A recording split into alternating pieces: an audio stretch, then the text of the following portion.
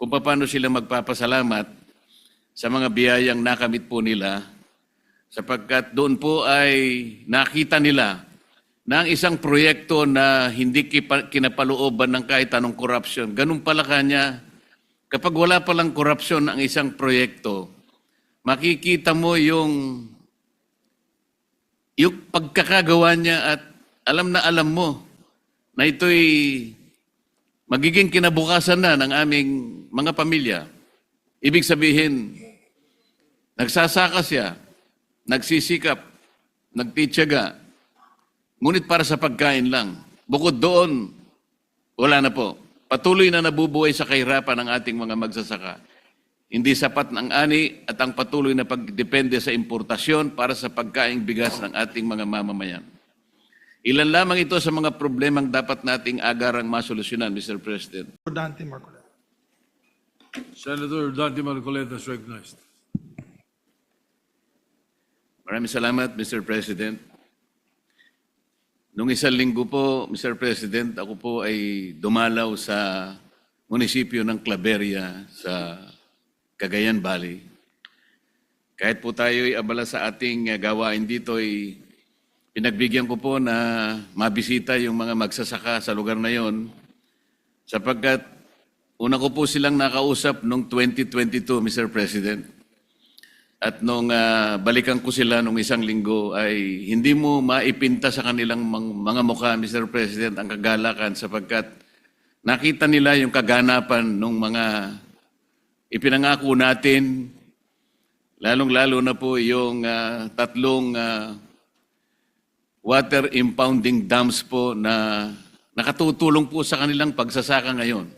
Tatlong barangay po yon, Mr. President, ang barangay Baksay, ang barangay Tabugan at saka yung barangay Union.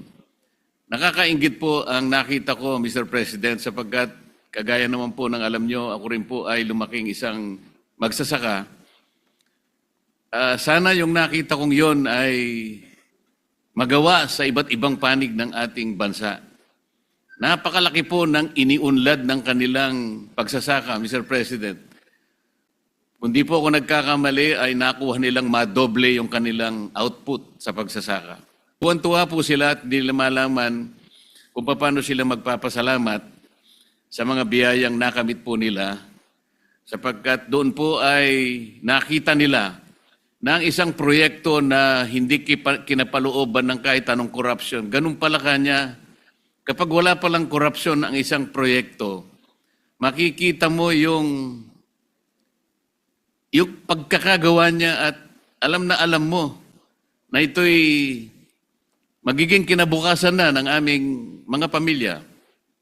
Nakita po nila yung katatagan ng mga OG dams, Mr. President, at saka yung mga irrigation links po na dumaloy sa kanilang mga sakahan.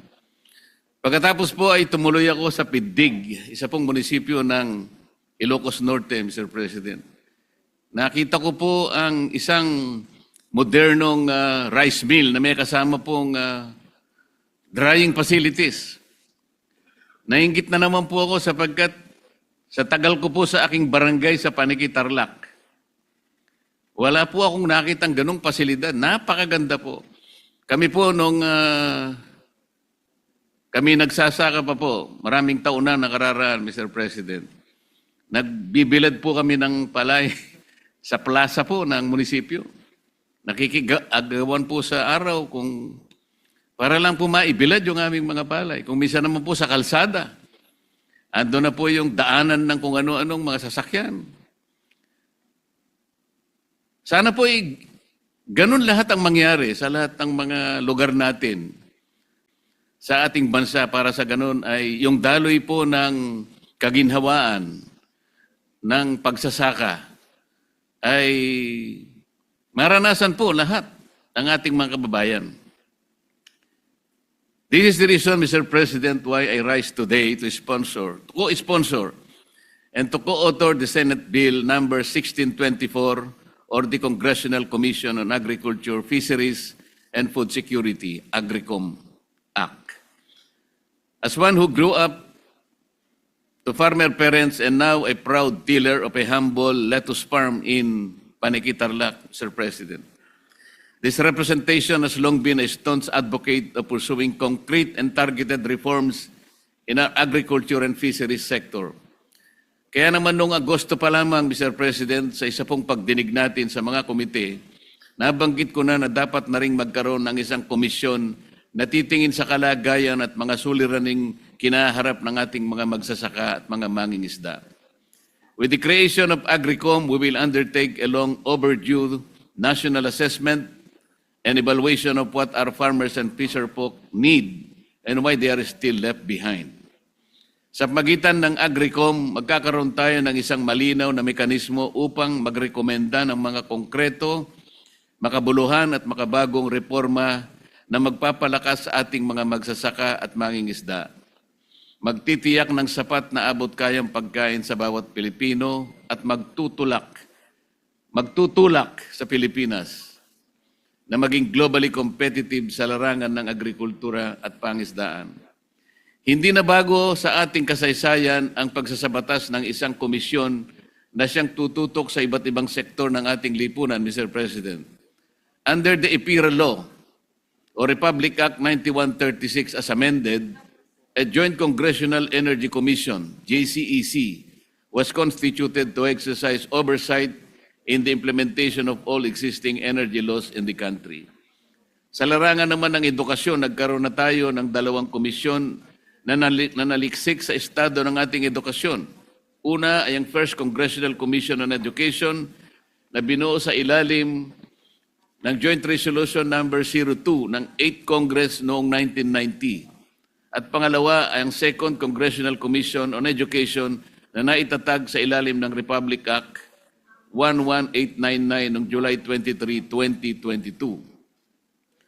For agriculture, Mr. President, a joint resolution was approved as far back as December 20, 1995 during the 10th Congress, calling for the creation of a congressional commission to review and assess the state of Philippine agriculture.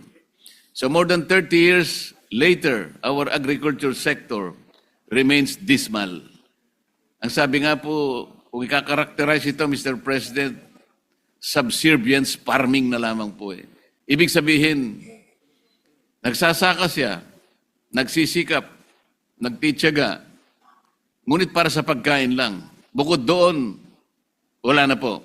Patuloy na nabubuhay sa kahirapan ng ating mga magsasaka. Hindi sapat ang ani at ang patuloy na pagdepende sa importasyon para sa pagkaing bigas ng ating mga mamamayan. Ilan lamang ito sa mga problemang dapat nating agarang masolusyonan, Mr. President. So I join the sponsor